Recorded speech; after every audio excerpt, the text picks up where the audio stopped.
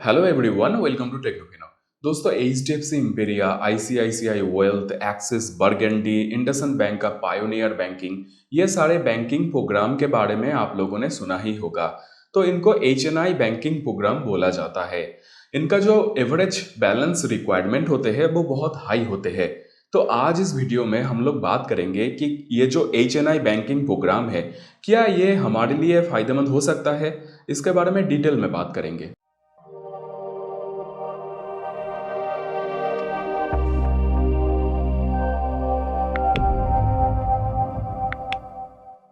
दोस्तों, बहुत सारे bank HNI banking programme offer करते हैं और इसमें हम लोगों को बहुत अच्छे अच्छे ऑफर भी देखने को मिल जाता है।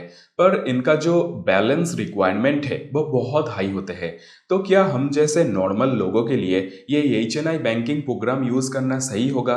क्या हम लोगों के लिए फायदेमंद होगा? इसका आंसर मैं सिंपल तरीके से देने की कोशिश करूंगा। आपको पहले तो ये देखना चाहिए कि जो एचएनआई बैंकिंग प्रोग्राम के लिए आप जाना चाहते हो उसका एवरेज बैलेंस रिक्वायरमेंट क्या है, उसको ओपन करने के लिए आपको कितना इनिशियल फंडिंग देना होगा और उसमें आपको क्या क्या बेनिफिट मिलेगा, बेनिफिट प्रैक्टिकली आपको क्या क्या मिलेगा, वो आपको पहले देखना होगा और इन दोनों को कंपेयर करके फिर आपको डिसाइड करना होगा कि ये एचएनआई बैंकिंग प्रोग्राम के लिए आपको जाना चाहिए कि नहीं। मेरे पास एचडीएफसी बैंक का इम्पेरिया है, आईसीआईसीआई का वेल्थ है, एक्सिस का बर्गेंडी है, इंडसइंड बैंक का पायोनियर बैंकिंग प्रोग्राम है और आईडीएफसी फर्स्ट बैंक का वेल्थ बैंकिंग प्रोग्राम भी मेरे पास है।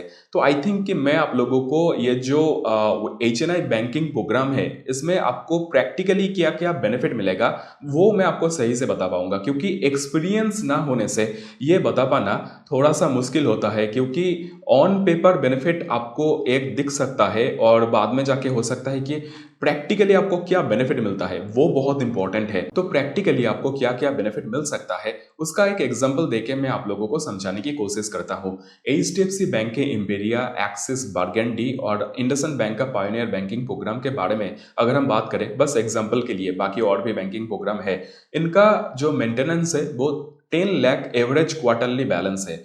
और इसमें आपको क्या क्या बेनिफिट आपको एक्स्ट्रा मिलते हैं। नॉर्मली आपको इस बैंकिंग प्रोग्राम के साथ एक फ्री में लॉकर मिल जाता है, पर जब आप ब्रांच में जाके बोलेंगे कि आपको एक फ्री लॉकर चाहिए क्योंकि आपके पास इंडसइंड का पायोनियर या फिर एचडीएफसी का इम्पेरिया या फिर एक्सिस का बर्गेंडी है, तो वो तो पहले आपको बोलेगा कि उनके पास लॉकर अवेलेबल नहीं है। मतलब मैक्सिमम केसेस में 99% केसेस में आपको यही बोला जाएगा कि उनके पास लॉकर अवेलेबल नहीं है।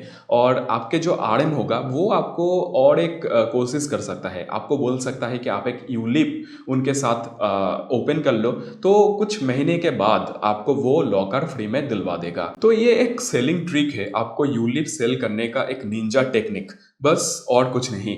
ये लॉकर का जो बेनिफिट है वो ऑन पेपर बहुत अच्छे लगते हैं देखने के लिए, पर जब आप रियल में इसको लेने जाएंगे तब बहुत सारे प्रॉब्लम इसका हो सकता है। नंबर 2, आपको एक वेल्थ आरएम असाइन किया जाता है जो कि आपके वेल्थ मैनेज करेगा, ऐसा बोला जाता है बैंक की तरफ से।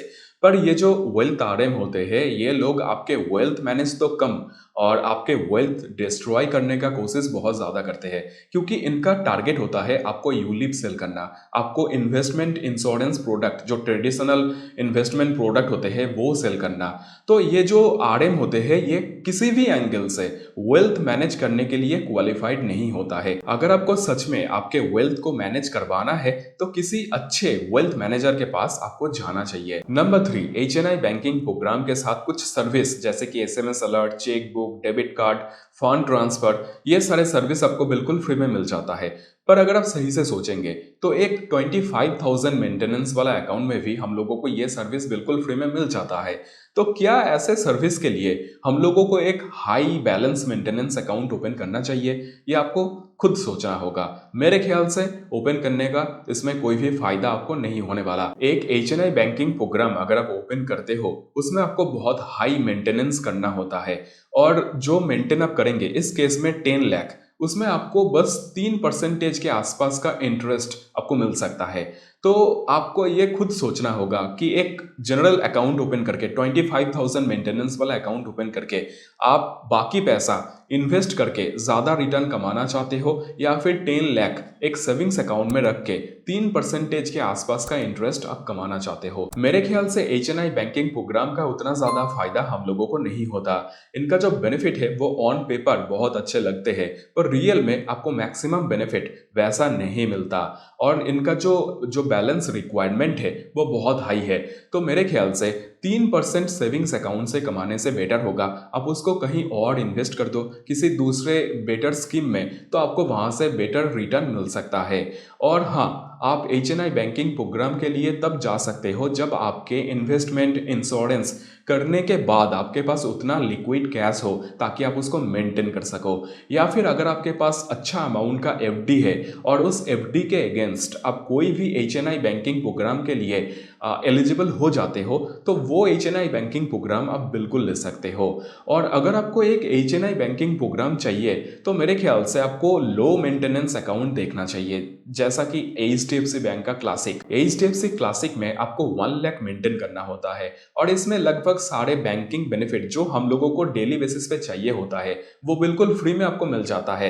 इसमें आपको लॉकर फ्री नहीं मिलता, पर इंपीरिया में लॉकर फ्री मिलने से क्या फायदा होता है, आप लेने जाएंगे आपको बोला जाएगा कि लॉकर अवेलेबल नहीं है।